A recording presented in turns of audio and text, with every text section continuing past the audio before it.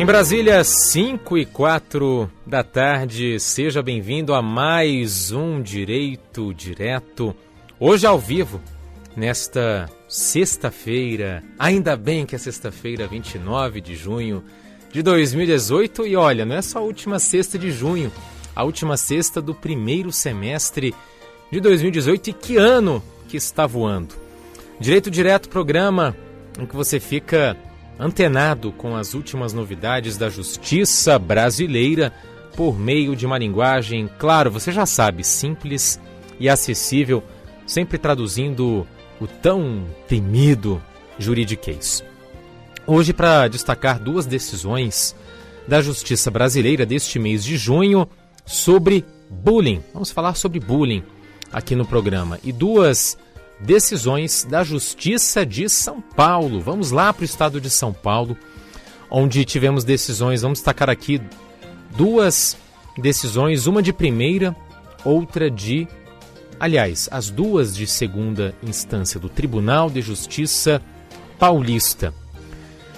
Começando pela decisão da Segunda Câmara de Direito Público, só para, no caso, mencionando o colegiado específico para você que já está familiarizado com o universo jurídico, mas para você que ainda não está íntimo do meio jurídico, fiquemos apenas com o Tribunal de Justiça de São Paulo, que condenou o governo estadual a indenizar os pais de uma menina, no caso menor de 18 anos de idade, que sofreu bullying em uma escola estadual.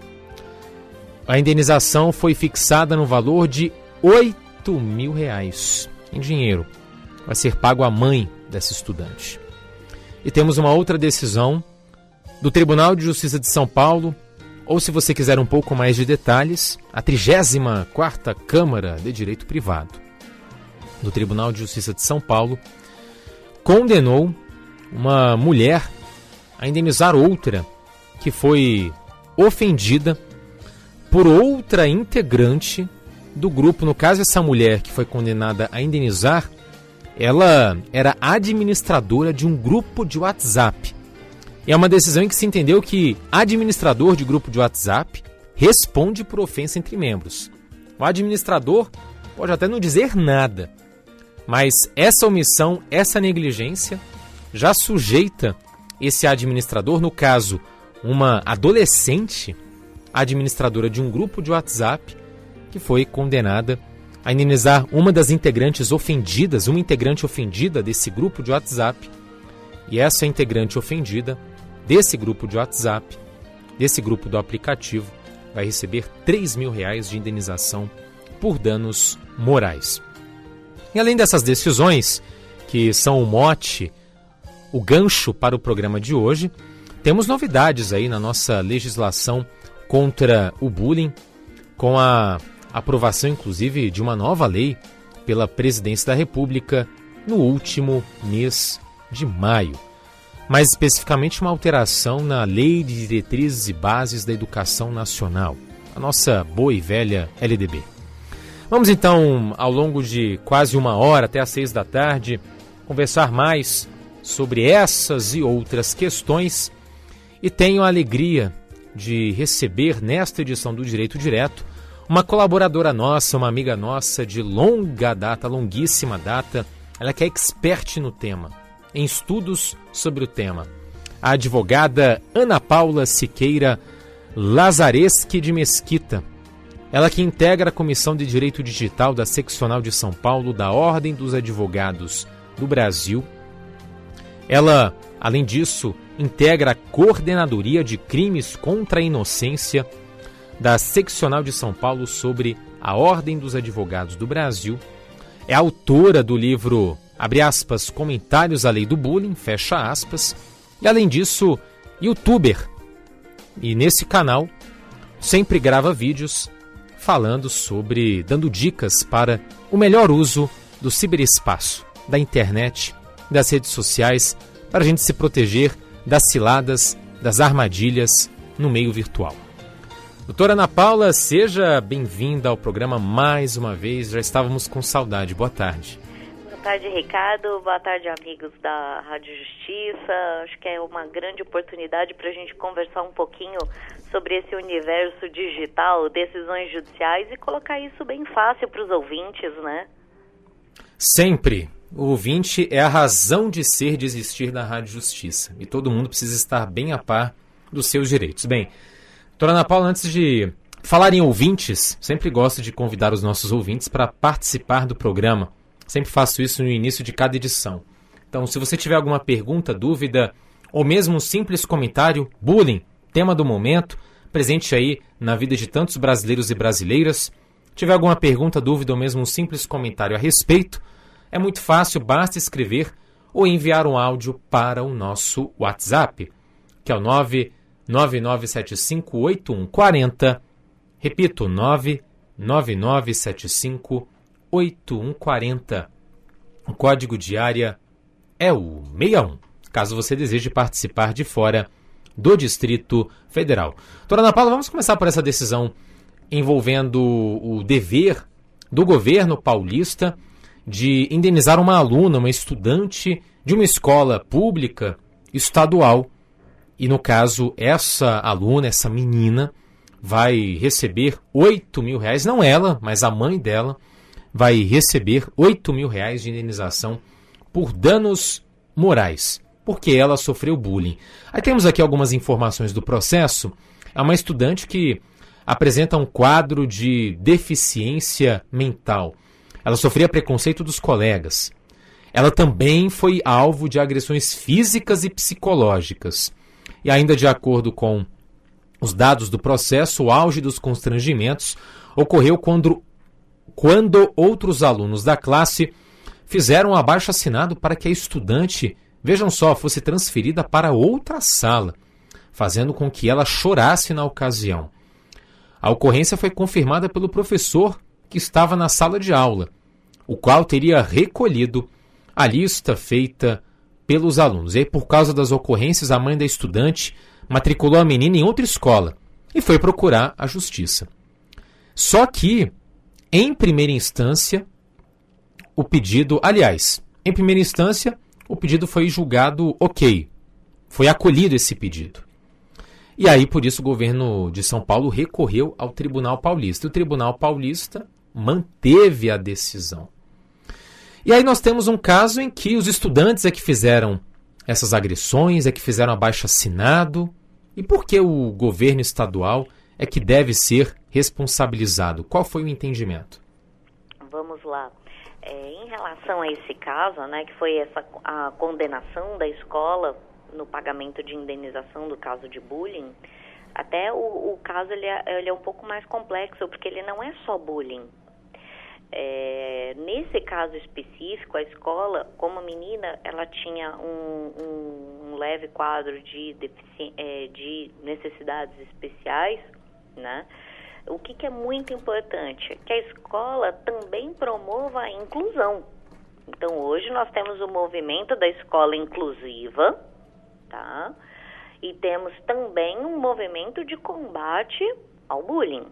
Então, não apenas se violou o direito de fazer a inclusão dessa menina no estabelecimento de ensino, como também não se atentou a colocar cultura de paz e programas de combate ao bullying específicos, que foi o que causou. Quando existe um programa de combate ao bullying sério, implementado e colocado de forma cotidiana, o evento da agressão repetitiva ele não ocorre. Uma vez que os alunos estão recebendo informações da extensão da ação que ele comete, o bullying ele só se configura quando existe a repetição. E aí esse evento da agressão repetitiva ela vai parar. Então, como não teve nenhuma resposta de absolutamente nada, não havia programa nenhum, que é o que se vê, nada mais correto judicialmente do que a aplicação dessa indenização. E isso até tem que se verificar, aí também não tem Eu também não recebi informações em relação a isso, mas se houve algum processo ou procedimento criminal e administrativo em razão da ausência do dever de fazer. Então, não basta só você estar na escola, não basta só você comunicar o aluno tal foi agredido e colocou aquilo num relatório. O que pacifica a escola não é preencher relatório, o que pacifica a escola é você fazer ação, e ação dentro da lei. E é por isso que o tribunal, de forma muito correta, entendeu pelo pagamento da indenização. Então, o que tem que se avaliar é que esse caso, seja o mote para que o governo do estado veja, eu estou efetivamente implementando um programa de combate ao bullying nos termos da Lei 385 de 2015? Já vamos chegar lá então, falar até a respeito da chamada Lei Anti-Bullying, mas antes disso, essa Lei Anti-Bullying posterior a essa norma aprovada, sancionada pela Presidência da República no último mês de maio, que também fala de combate ao bullying, mas por outros meios, ou pelo menos do ponto de vista legal. A alteração é diferente.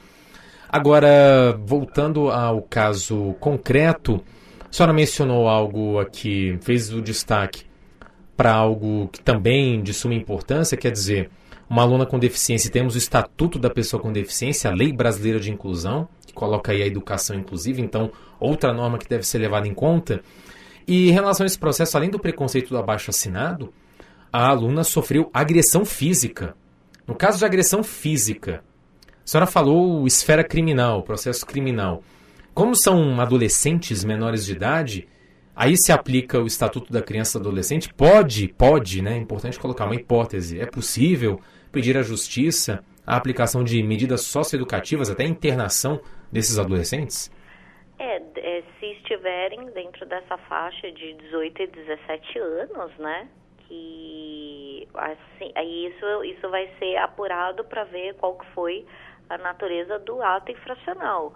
E um outro ponto que aí eu entendo que é crime mesmo e deveria ser apurado, e também a responsabilidade, assim, obviamente, se transitado em julgado essa decisão, tá? Que eu acho que é muito importante que se tenha o trânsito em julgado definitivo. Trânsito em julgado, que quer dizer, traduzindo esse juridiquês? O trânsito em julgado definitivo a decisão é essa, acabou, não tem mais o que fazer. Então, essa é a decisão definitiva, para ver como é que foi a conduta desses administradores escolares que permitiram que a situação chegar nesse ponto. Então, quem permitiu, quem se omitiu, nos termos do artigo 13 do Código Penal, a aplicar a lei do bullying. Quem é que fez essa omissão? Porque o Código Penal, ele coloca isso muito claro. Você vai responder pela sua ação, quando você faz e quando você deixa de fazer.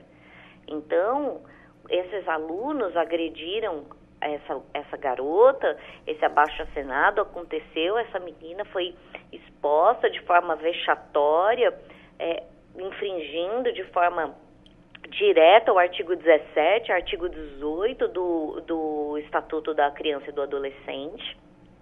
Então, quem é que permitiu isso? Então, você também tem uma omissão penalmente relevante. E aí eu não estou falando só dos adolescentes, eu estou falando da direção, de quem tinha o dever de coibir isso, que é muito grave, principalmente quando se trata de um menor com necessidades especiais. Então, e que não está sob a guarda e vigilância de seus pais. Isso é muito sério. Quer dizer, nós temos aqui várias frentes, então. O Estado, até porque se trata de uma escola pública, pode ser, como foi no caso concreto, responsabilizado, vai ter de indenizar a família dessa estudante. Os próprios estudantes que fizeram as agressões, vai depender muito do caso concreto, das situações específicas ali tratadas. Podem até responder perante o sistema de educação socioeducativa, e aí várias medidas, se for constatada a prática do chamado ato infracional, que é análogo aos crimes praticados pelos adultos. Isso, aqui em São Paulo, nas varas especializadas da infância e da juventude, né? Que aqui nós temos essas varas especializadas, não são todos os lugares que tem, né? Com uma determinada quantidade de processos que as varas são criadas. E além desse sistema da justiça especializada da infância e da juventude, eu pergunto, falamos aqui do Estado, falamos dos próprios adolescentes, e o professor que participava aqui disse que ele recolheu a lista feita pelos alunos, mas um professor omisso, negligente, esse também pode ser condenado, também pode vir a pagar uma indenização? Eu acho que até pelo que foi relatado, acho que o professor ainda foi o que trouxe provas aos autos. Acho que nem foi o caso do professor fazer omissão. Não, eu digo em tese. Sim, mas se o professor tem ciência, né, de agressões, de violências, e acha que é melhor se omitir, melhor não, senão eu vou ter mais um formulário para preencher, vou ter mais um depoimento para dar, eu vou ter mais uma dor de cabeça. Isso é muito grave e é muito comum. E, obviamente, que a lei está aí para todos.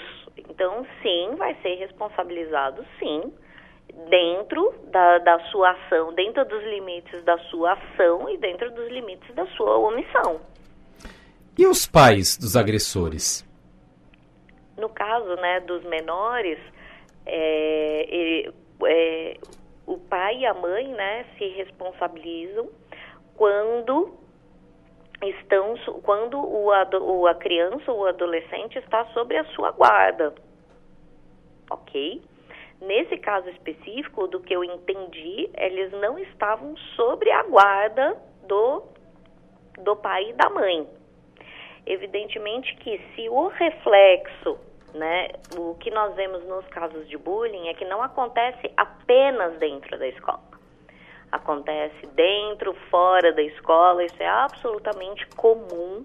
Então, aconteceu dentro e fora da escola, obviamente que sim, tem a responsabilidade dos pais que caminham em conjunto em indenizar. Então, se o bullying trouxe danos psicológicos, se a criança foi agredida, então os pais do agressor vão ter que pagar medicação, os remédios, o médico, absolutamente tudo que envolveu todos os reflexos desse dano, que se chama bullying ou cyberbullying. Então, a própria lei do bullying, ela coloca o cyberbullying, ou seja, as agressões virtuais, como um subtipo de agressão. Então, é justamente para quê? Para deixar isso de forma muito clara que as agressões virtuais também estão sobre a égide da justiça brasileira. E nisso foi muito importante essa alteração legislativa que ocorreu em maio. Então, em maio, se mudou o quê? A Lei de Diretrizes e Bases, que é a lei, né, para quem aqui está nos ouvindo, né, é a lei que diz para as escolas o que elas têm que fazer e o que elas não têm que fazer. Então, antes da senhora seguir com a resposta, importante que a senhora aqui já toca num ponto que eu havia planejado para colocar como uma questão a ser debatida aqui. Porque temos a lei, inclusive em relação à qual a senhora escreveu um livro, Comentários à Lei do Bullying, 13.185 de 2015, que só foi entrar em vigor em 2016. E temos essa mais recente Lei 13.663, de 14 de maio de 2018, como a senhora começou a explicar, altera a Lei de Diretrizes e Bases da Educação Nacional. Mas ambas têm o objetivo de combater ao bullying. Precisávamos de mais uma lei? Não já temos a lei em relação até a qual a senhora escreveu um livro? Para que uma nova lei? Até vou ter que fazer, eu já estou fazendo aqui a alteração aqui da segunda edição do livro, que é justamente, e foi benéfica essa vinda, essa alteração dessa lei, porque ela complementou a lei 13.185, tá? A lei do bullying de 2015. Foi importante porque muitas escolas públicas falavam que não tinham esta obrigação porque não estava na lei de diretrizes e bases. E isso também vale não só para as escolas públicas. Eu escutei muitas escolas particulares falando, não, isso aí é mais para a escola pública. Eu, que sou escola particular, não tenho que colocar programa de combate ao bullying. E tinha muita escola pública que falava, não, isso aí é para escola particular. Eu sigo aqui a lei de diretrizes e bases e não tem nada aqui. Então, a lei do bullying era jogada de um lado para o outro, né? Não é aqui, é no público, é no privado. E agora, essa lei, essa alteração no artigo 12 foi muito importante, muito necessária. Porque agora nenhuma das duas, nem a escola pública, nem a escola particular, pode falar que não é problema dela. Porque é. Então, não apenas o programa de combate ao bullying é obrigatório, mas como programas específicos de pacificação, de implementação de cultura de paz. Porque a violência hoje, ela começa sendo plantada dentro dos celulares, dentro dos atos de intolerância na sala de aula. E esses atos de intolerância, de discriminação, que causam sofrimento, que causam dor, fazem muitas vezes com que essa vítima extravase em outros pontos. Que ponto é esse que ela vai extravasar? Ela vai agredir pessoas na rua, ela vai xingar pessoas na rua, ela vai para o crime organizado. Por quê? Porque ela não quer mais ser a vítima, ela quer ser o valentão. O valentão não é o que sempre se, aspas, muitas aspas no que eu estou falando, se dá bem? Então é assim que ela quer se proteger, ela quer virar o jogo. Então é muito comum que nos casos de bullying e de cyberbullying, a vítima e o agressor se confundem. É por isso que a própria lei do bullying fala, temos que tomar medidas para proteção, né? E para cuidar do agressor e da vítima do ponto de vista pedagógico, psicológico e jurídico. Então, a lei exige até que vítima e agressor tenham tratamento, recebam da instituição de ensino apoio jurídico. Então, isso é muito importante e muito pouco discutido. Por quê? Porque as pessoas não sabem do direito delas. Então, elas levam para a escola que o seu filho, a sua filha está sofrendo bullying, está sofrendo cyberbullying e não sabe que a escola tem o dever de te dar o apoio jurídico em relação a isso. Agora, é um dever que, em caso de descumprimento, encontra uma punição, uma sanção? Ou se as escolas nada fizerem, tanto pela lei mais recente quanto pela lei mais antiga, se as escolas nada fizerem, ficará por isso mesmo? Pela lei de 2015 e pela nova lei, o descumprimento só vai comprovar que a escola está prestando um serviço defeituoso. Então, se ela está prestando um serviço defeituoso, ela está violando o artigo 14 do Código de Defesa do Consumidor, mesmo que seja escola pública, tá? O Código de Defesa do Consumidor também vale para as escolas públicas, escola privada e escola pública. Então, é muito importante, a escola fala, mas o que vai acontecer? Não vai acontecer nada? Claro que vai, você está prestando um serviço defeituoso, que é coisa pior do que isso. Então, em casos de bullying e cyberbullying, onde a escola não tem todos os requisitos que estão lá na lei, ela é coautora, sim, de todos os atos ilícitos que aconteceram ali, sem sombra de dúvida. Mas alguma outra punição além da indenização? Por exemplo, no caso de uma escola particular, vai ficar as atividades parcialmente suspensas? Ou de uma escola pública, a diretoria tem de ser substituída, novos gestores têm de ser eleitos, algo assim? No caso de uma escola pública, obviamente que se houve o caso de bullying e o administrador nada fez, no caso do funcionário público, você vai responder o processo disciplinar dentro o processo disciplinar que os funcionários públicos respondem, tá? Em virtude de suas ações e de suas omissões, certo?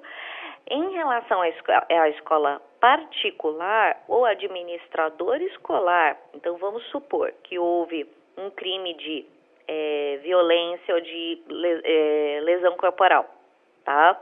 Alguém foi machucado dentro dessa escola em virtude de bullying. Então, se ele tinha o dever de implementar programas de proteção, o programa de combate ao bullying e não o fez, ele é sim responsável, ele é sim coautor pelo artigo 13 do Código Penal dessa lesão corporal que esse jovem sofreu lá dentro. Porque ele só sofreu isso em virtude da omissão dele como administrador. Eu sigo conversando ao vivo no Direito Direto desta sexta-feira, 29 de junho, com a advogada Ana Paula Lazareschi de Mesquita, ela que integra a Comissão de Direito Digital da Seccional de São Paulo da Ordem dos Advogados do Brasil e ainda autora do livro Comentários à Lei do Bullying, a lei de número 13.185 do ano de 2015. E hoje foi convidada a participar desta edição do Direito Direto porque estamos aqui comentando duas decisões deste mês de junho da Justiça de São Paulo, do Tribunal de Justiça Paulista, envolvendo bullying.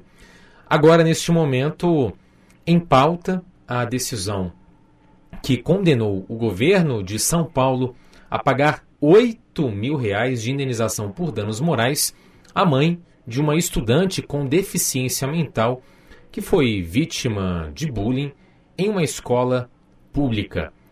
Ainda para a gente seguir aqui, doutora Ana Paula, e antes até aproveito para mais uma vez convidar nossos ouvintes para participar. Então, se tiver alguma pergunta, dúvida ou mesmo um simples comentário, basta escrever ou enviar um áudio para o nosso WhatsApp. É muito fácil.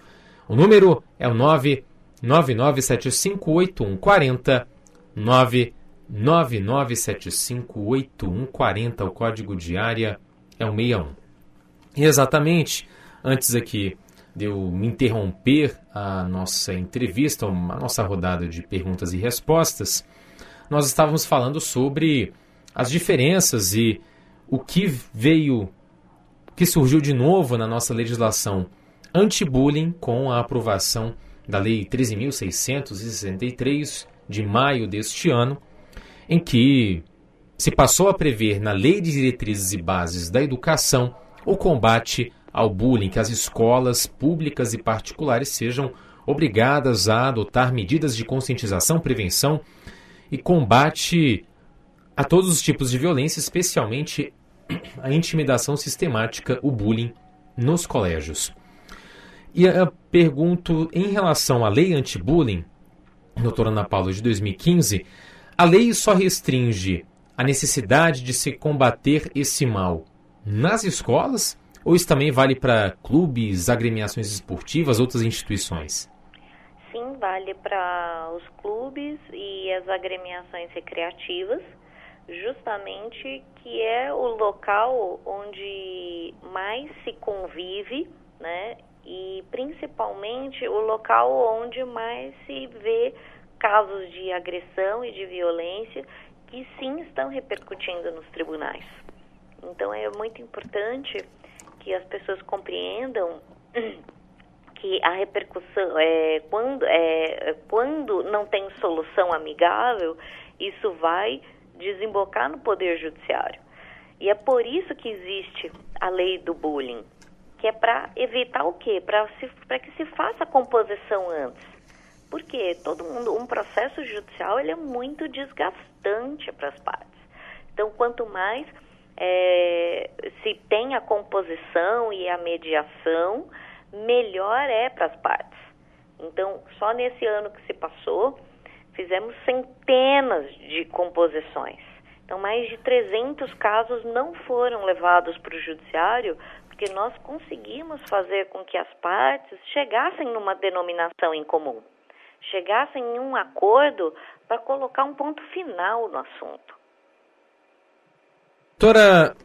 Doutora Ana Paula, como era o combate ao bullying antes dessas legislações, dessas leis específicas, ou colocando a pergunta de outra forma, antes o que uma vítima de bullying podia fazer?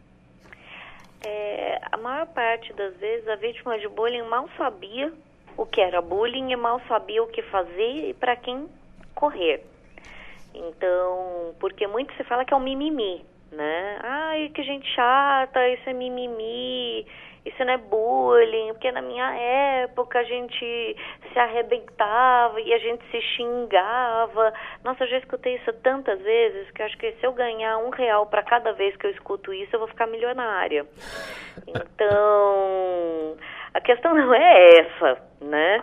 Então, não é óbvio que tem muito mimimi, mas tem efetivamente agressões que precisam ter a atenção específica, não só do administrador escolar, mas de todos os órgãos públicos.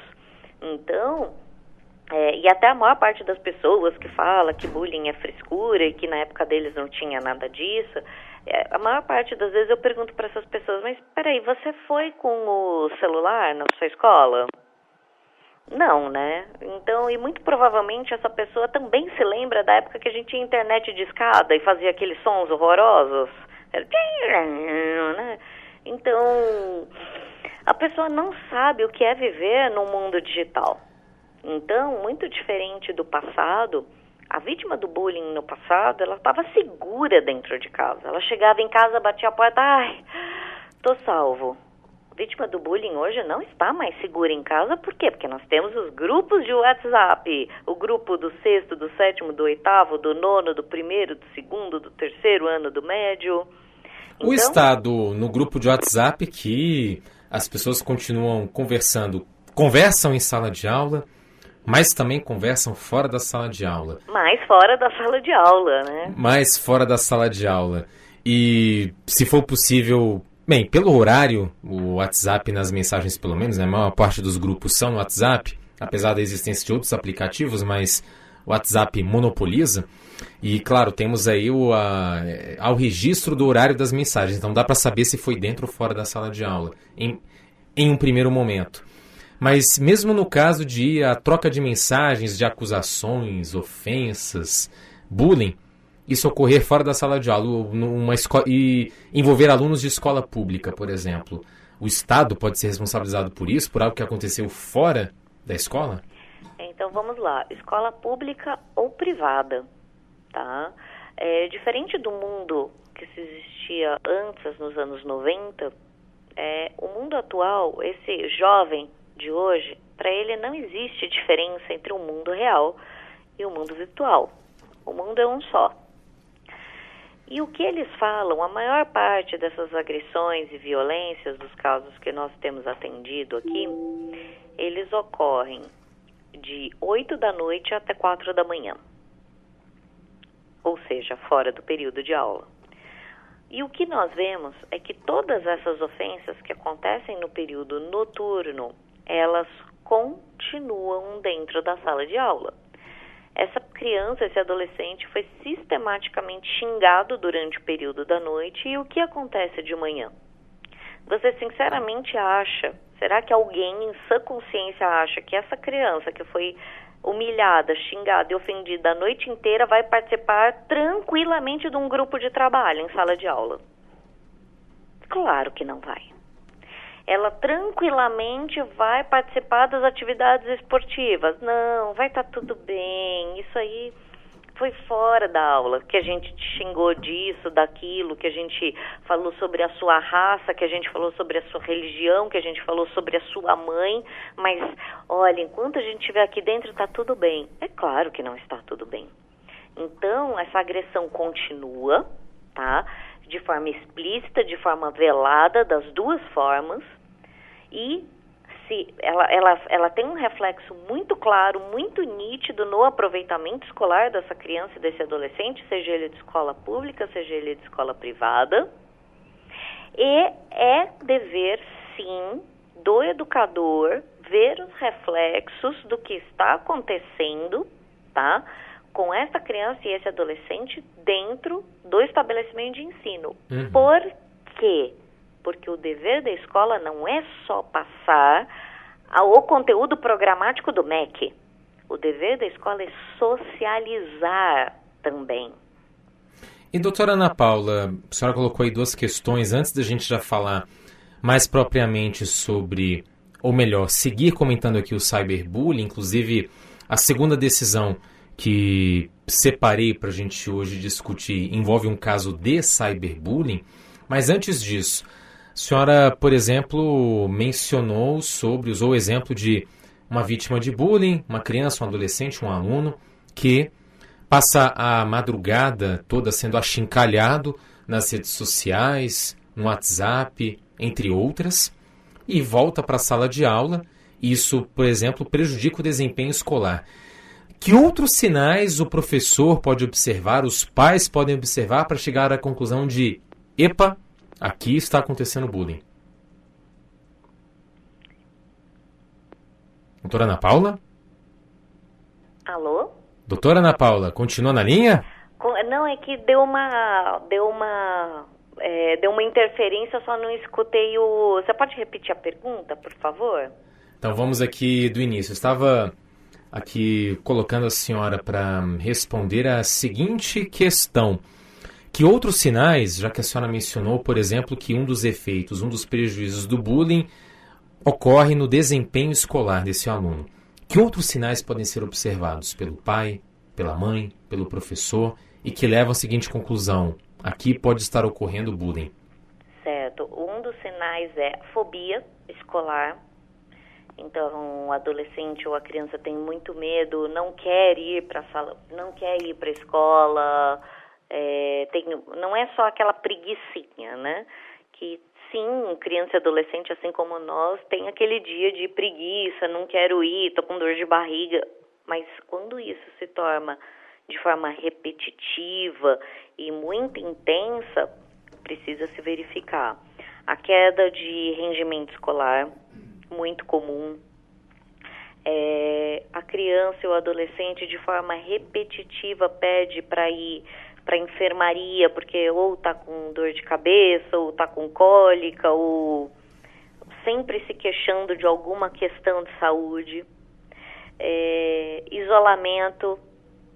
Então, ela tenta chegar, por exemplo, em grupos, tenta fazer um grupo de trabalho, não consegue fazer. Tenta fazer uma atividade numa educação física, não consegue realizar. Então, isso é muito complicado. Esses são alguns sintomas. Por isso que é importante, alguns dos primeiros sintomas. Então, é muito importante que o pai e a mãe façam esse acompanhamento, né? Essa supervisão e, principalmente, blitz. Precisa estar olhando o celular de filho dia, noite. Não adianta só. Tem gente que fala: eu instalei um aplicativo de parental ótimo no celular do meu filho e nunca mais olhou para nada. Então, isso não é o dever de guarda e vigilância que o Código Civil está falando. Realmente, tem que ir lá, tem que pegar, tem que olhar. E muitas das crianças falam: isso é invasão de privacidade. Eu falei: não é, porque invasão de privacidade não acontece entre pais e filhos menores.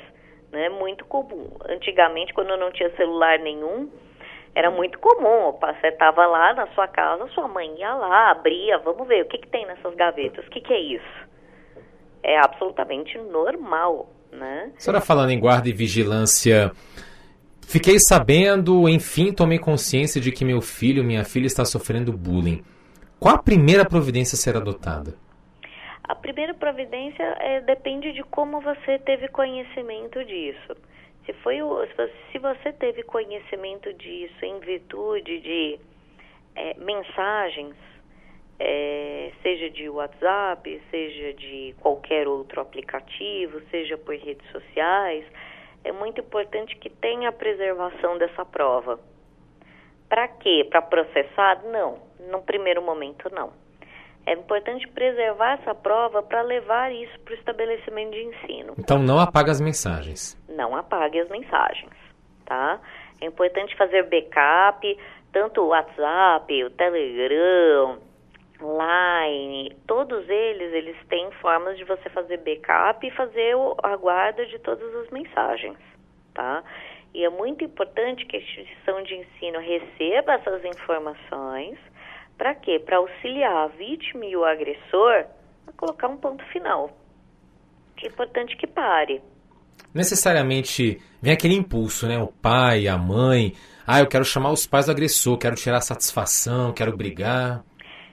E é isso também que a lei brasileira não permite, né? Que é fazer justiça com as próprias mãos. Então, às vezes, o pai da vítima, ele perde o controle e, às vezes, quer tirar satisfação não só com o pai, não só com a mãe, mas também com a própria criança ou com o adolescente. Não pode, tá? Nesse momento é o que a gente fala, né? Se você está com muita dificuldade, procura um advogado antes de fazer qualquer besteira, né? Porque pode não ter volta, não só para você, mas como para o seu filho que já está sofrendo. Então, quando o pai resolve, ou às vezes o pai quer escrever no grupo, aqui é o pai do fulano, pronto, aí só está conseguindo ficar pior, né? E aí ele começa a ser o autor de novas agressões, né? Por quê? Porque ele quer mostrar que ele é o defensor ou o guardião da justiça dentro do WhatsApp ou do Telegram, né? E aí ele só mostra que, além dele não conhecer direito nenhum, ele só está ainda expondo mais o filho dele e colocando ainda outras crianças e outros adolescentes numa situação constrangedora, tá? E então é importante alguns pais envolver a instituição de ensino. E alguns pais podem estar nos ouvindo aqui pensando, bem, já que é um terreno tão perigoso, eu vou logo cortar o mal pela raiz. Então meu filho não vai ter mais smartphone, proíbo de ter perfil no Face, no Instagram, nas redes sociais. Isso é recomendável? Olha, o Bill Gates fez isso. Se é recomendável ou não, cada pai e cada mãe conhece o seu rebento. O Bill Gates cortou tudo. O Steve Jobs também não deixava, né? Na hora que ele lançou o iPad, os filhos pirando. Papai, quem disse que isso é pra vocês? Esquece, isso aqui não é pra vocês. Então, cada um sabe. E aí tem às vezes alguns pais que falam, mas eu posso tirar? Eu falo, queridos, papai e mamãe, pelo Estatuto da Criança e do Adolescente, pela Constituição Federal, você tem o dever de dar escola, né, a educação, lazer, alimentação, habitação, cultura. O Estatuto da Criança e do Adolescente não falou WhatsApp, não falou celular, não falou smartphone, não falou do iPhone, nada. Não entrou nesse mérito. Então, o que acontece? Quer tirar? Tire. Quer dar? Você sabe que não adianta só dar o celular. Que eu falo que tem pai e mãe que ele dá o celular e ele dá todas as regras de segurança para o celular. Ele dá um celular e fala, não gasta muito crédito e cuidado que é caro. Não vai perder que é caro. E ele não deu nenhuma informação para a segurança dessa criança, que está com uma internet aberta, podendo falar com qualquer pedófilo, com qualquer pessoa do mundo. E a informação que ela recebeu nossa, eu tenho que sempre procurar um Wi-Fi para não gastar muito crédito e não posso ser roubado. Gente, isso não é educação digital. Então a gente precisa educar os pais para que os filhos não fiquem alienados. E as crianças recebem um aparelho e não sabem, e dentro da sua imaturidade, que é normal, né? O próprio ECA fala que as crianças e os adolescentes têm que ser tratados como pessoas em desenvolvimento. Então, essa pessoa nem terminou o desenvolvimento dela. E isso, os pesquisadores, muitos pais perguntam, agora é hora de dar ou não é? Então, o uso do celular usa muito do córtex pré-frontal. E é muito importante que que você saiba, o córtex pré-frontal do cérebro, ele vai terminar aos 20 anos de idade. Ele vai ficar prontinho aos 20 anos de idade.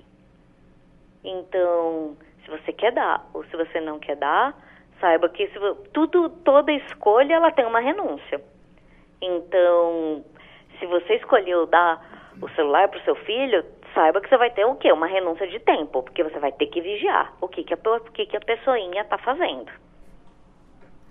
Doutora Ana Paula Lazareschi, advogada especialista em direito digital e ainda autora do livro Comentários à Lei do Bullying. E antes que o tempo se esgote, vamos aqui comentar, doutora Ana Paula, sobre A outra decisão, prometi aqui, sobre cyberbullying, decisão do Tribunal de Justiça de São Paulo, e a história é a seguinte: uma adolescente, na Copa do Mundo aqui no Brasil, a última, em 2014, criou um grupo de WhatsApp para organizar um evento e assistir a uma das partidas. E aí, uma das integrantes desse grupo passou a ser ofendida pelos demais, passou a ser vítima de bullying. E aí, de acordo com o processo, a administradora do grupo, essa adolescente, não fez nada. E além de não fazer nada, ainda parece ter aprovado as ofensas com o envio de emojis com sorrisos. E aí, por isso tudo, ela foi condenada a pagar R$3.000 de indenização por danos morais a essa integrante do grupo de WhatsApp, vítima de bullying. Qual foi o entendimento? Olha, esse acórdão que é do desembargador Soares Levada, ele é uma aula, né, de como é importante a educação digital, tá? Teve alguns advogados aqui em São Paulo que criticaram, sou terminantemente contra, acho que a decisão é irretocável, ela é fantástica e ela é uma aula para mostrar o que é um administrador de grupo de WhatsApp. O administrador do grupo de WhatsApp, ele é uma pessoa que está lá para mediar conversas. Então, ele cria aquele grupo e aquele grupo tem uma função. É o grupo da família e aqui nós vamos conversar sobre coisas da família, ou é um grupo de trabalho. E esse administrador faz o quê? Ele vai, obviamente, ver as conversas e vai mediar as conversas.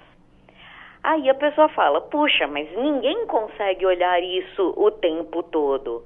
Então não seja administrador de grupo. Então fica a dica para o nosso ouvinte, melhor não ser administrador. Exatamente. Sempre que eu dou alguma palestra, me perguntam qual que é a sua dica de vida jurídica. Eu falo, 1, não seja administrador de grupo de WhatsApp, e 2, não seja fiador. Simples assim. Eu acho que a sua vida vai ficar muito melhor se você não for administrador de grupo de WhatsApp e não seja fiador de ninguém. E assim a sua vida vai ficar melhor. E aí vem, nesse acordo que eu achei fantástico, falando que, no caso, né, essa adolescente, ela não minimizou, essa menina estava sendo xingada, ela não minimizou, mas ainda ela falou, vai processar o quê? Né? Assim, e basicamente já fazendo uma chacota que se processar ainda não vai dar nada, aqui não acontece nada, que infelizmente muito se fala disso, né? Que aqui no Brasil se faz e nada acontece. E essa decisão foi maravilhosa para mostrar que aqui se faz e sim acontece, tem um poder judiciário sério que vai aplicar sim as omissões. E muito corretamente esse julgado aplicou a omissão com base no 186 do Código Civil que a gente falou logo no comecinho. Então foi perfeito, tá? E esse acórdão, ele é muito importante, por quê? Porque tem grupos de WhatsApp, né, que eles falam, aqui todo mundo é administrador. Eu falo, parabéns, tá todo mundo aí como solidário, tá? Tá todo mundo aí de mãos dadas, respondendo solidariamente. O que é essa solidariedade, né? Todo mundo vai pagar junto pelas besteiras que qualquer um falar aí dentro. Isso é ótimo, tá? Porque traz sim um dever de olhar o que está acontecendo, tá? É muito importante isso e traz também o quê? De novo, onde é que estava o pai e a mãe que não estava vendo o que essa adolescente estava fazendo? Bem, já que estamos falando de não ser administrador de grupo no WhatsApp, a possibilidade de alguém ser condenado a pagar uma indenização vale só em episódios de bullying entre menores de idade ou um grupo de WhatsApp de adultos em que há ofensas, xingamentos, etc. Também o administrador está sujeito a ser condenado? Eu acredito que o administrador está sujeito a ser condenado em qualquer caso. O papel do administrador é o quê? Administrar. Então não é só quem entra e quem sai, né? Que muitas vezes isso dentro de escolas, o administrador, ele é a pessoa, sabe, que todos os alunos ficam, porque ele vai me tirar do grupo e como eu vou ficar sem o meu grupo do WhatsApp? me dá uma preguiça tudo isso, mas enfim, isso é muito importante para quê? Para a pessoa ver que isso não é a última bolachinha do pacote, você ser um administrador de grupo. Isso sim é um ônus que você assumiu gratuitamente e que você sim tem que colocar ali essa mediação. Isso também prova que o quê? Que crianças e adolescentes não têm maturidade para administrar grupo de WhatsApp. E para a gente finalizar, doutora Ana Paula, além de não bastam as mensagens ofensivas, também são compartilhados vídeos, são compartilhadas fotos e tudo isso se dissemina com uma velocidade impressionante. Caiu na rede, é dificílimo reverter. E se você, vítima de bullying, quer reverter uma situação dessa, o que fazer? É possível notificar o chamado provedor de conteúdo, então peça para o Facebook diretamente retirar, peça para o Instagram diretamente retirar, ou necessariamente precisa de uma ação judicial?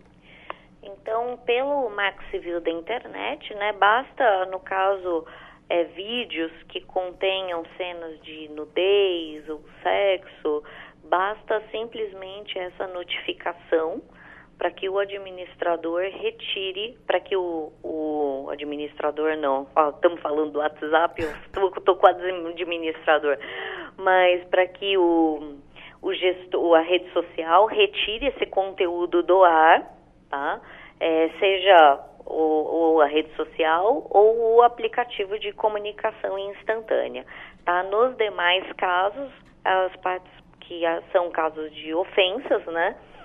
O que é mais comum é a parte de fazer a notificação para a rede social e a rede social avalia se retira ou não. Se não tem resposta da rede social, aí sim é necessário a interposição de ação judicial para a remoção do conteúdo. Mas é o que você falou, caiu na rede, é peixe, e por isso é que precisa muita educação digital, precisa se falar de direito de imagem com crianças, e não é um bicho de 7 cabeças. É muito mais fácil você falar com a criança do que com o pai da criança. Você explica muito fácil e com muita facilidade para crianças de 5, 6 anos o que pode e o que não pode tirar foto. Em 1 minuto ela te explica tudo. É impressionante. Então, quanto antes começar a educação digital, a gente vai ter uma geração agora sofrendo menos com nude, sofrendo menos com pornografia da vingança. Porque quando a gente fala para evitar o nude, não só para criança e para adolescente, mas para qualquer um, não é um ato de puritanismo. É porque não existe celular e não existe programa que não possa ser violado ou hackeado ou invadido. Então, imagina, as suas fotos estão lá. Se o programa foi invadido ou se alguém quer publicar, é muito complicado. Depois realmente você não segura. Doutora Ana Paula Lazareschi de Mesquita, ela que é advogada, integra a Comissão de Direito Digital da Seccional de São Paulo da Ordem dos Advogados do Brasil. Além disso, integra a Coordenadoria dos Crimes contra a Inocência da OAB do Estado de São Paulo e mais, autora do livro Comentários à Lei do Bullying, que é a lei de número 13.185 do ano de 2015. Excelente esta conversa esclarecedora, doutora Ana Paula. Mais uma vez, muito obrigado e aproveito para desejar um excelente fim de semana. Até a próxima. Muito obrigada, Ricardo. Muito obrigada aos amigos da Rádio Justiça. Vamos continuar conversando sobre direito digital e educação, porque quanto mais informação, a gente tem menos movimentação no judiciário. Em Brasília, 2 minutos para 6 da tarde.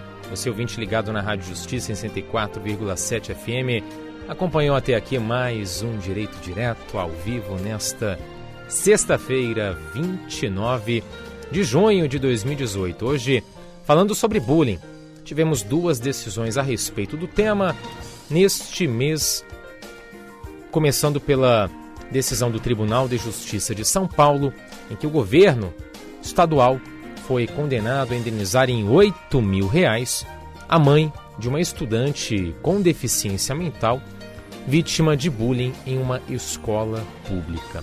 Um caso de bullying e, além disso, um caso de cyberbullying, em que o mesmo Tribunal de Justiça paulista entendeu que administrador de grupo de WhatsApp responde por bullying entre integrantes. Estas foram as duas decisões discutidas no Direito Direto desta sexta, que teve a minha apresentação de Ricardo Viula, a produção dele, Rafael Ferreira, e na coordenação de jornalismo, Arthur Filho. Secretaria de Comunicação Social do Supremo Tribunal Federal. Além disso, trabalhos técnicos já estava quase esquecendo aqui, trabalhos técnicos de Ariel Feitosa. O Direito Direto, aliás, antes disso, você fica agora com os últimos destaques da Justiça Brasileira no noticiário Giro pelos Tribunais. E o Direito Direto volta ao ar, volta à programação da Rádio Justiça na próxima segunda-feira, mesmo horário, a partir das 5 da tarde. Beijo, abraço e um ótimo fim de semana para você.